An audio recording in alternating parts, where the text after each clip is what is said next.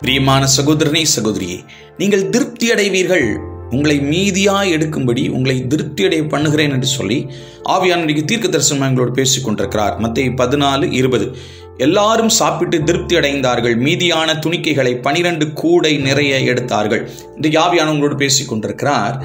மீதி எடுக்கிற ஒரு காரியத்தை உங்க வாழ்க்கையில செய்றேன்னு சொல்றார்.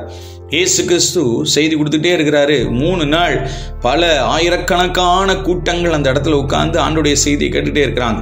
3 நாள் முடிஞ்சோடனே இயேசு கிறிஸ்து சொல்றாரு, சீஷர்ல கூப்பிட்டேப்பா, இவங்களுக்கெல்லாம் நல்ல சாப்பாடு கொடுத்து அனுப்புங்க. உடனே அவங்க சொல்றாங்க, ஒன்றும் இல்லாண்டு ஒரே ஒரு பையன் மட்டும் 5 அப்ப 2 மீனை கொண்டு வந்திருக்கிறான், நாங்கள் பிடிங்க அப்படின்னு சொல்லிட்டு இயேசுட்டு கொடுக்குறாங்க. உடனே இயேசு அதை பிளஸ் பண்றாரு. அது 12 கூடை மீதியா இருக்கும்படி நிறைவா அந்த மக்களுக்கு இருந்துச்சு. இன்றைக்கு உங்களுடைய வாழ்க்கையிலையும் தேவ பிரசன்னத்திலே காத்திருக்கிறோம். ஆண்டவர் நோக்கி பார்த்துட்டே இருக்கோங்க. ஏதோ கொஞ்சம் இருக்கு, ஏதோ மீதியான சில காரியம் இருக்கு அப்படின்னு நினைச்சிட்டு இருக்கீங்களா? இன்னைக்கு ஆண்டவர் உங்களை பார்த்து சொல்றாரு, மீதியாய் உன் கையில் இருக்கிற அந்த 5 அப்ப 2 மீன் அந்த பையன் கையில எப்படி ஒருவேளை கொடுத்து பெருக்கத்தை அந்த இடத்துல தேவன் உண்டு பண்ணினாரோ, உங்க கையில இவ்வளவுதான், இதுக்கு மேல எனக்கு வாழ்றதுக்கு ஒன்றும் இல்லை, அவ்வளவுதான், முடிஞ்சு போச்சு அப்படின்னு அந்த கைகளோடு நீ உட்கார்ந்துட்டீங்கன்னா ஆண்டவர் உங்களை பார்த்து சொல்றாரு, நீ மீதி எடுப்பாய் மகளே, நீ மீதி எடுப்பாய்.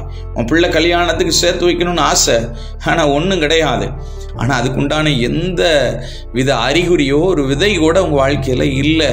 அது முளைச்சு எழும்புறதுக்கு ஆண்டவர் சொல்றாரு, கவலைப்படாத, நான் மீதி எடுக்கும்படி செய்வேன். நீ திருப்தியா இருப்ப மகளே, மகனே, நீ திருப்தியா இருப்ப. ஊழியக்காரரே, உங்க வாழ்க்கையில ஆத்ம திருப்தியை கர்த்தர் உங்களுக்கு கொடுக்கிறார். வரங்கள் வல்லமைகளை திருப்தியை கொடுக்கிறார். நீங்கள் மகிமையின் திருப்தி அடைந்து பெருகுவீர்கள் என்று சொல்லி ஆவியான தீர்க்க தரிசனம் எங்களோடு பேசிக் கொண்டிருக்கிறார்.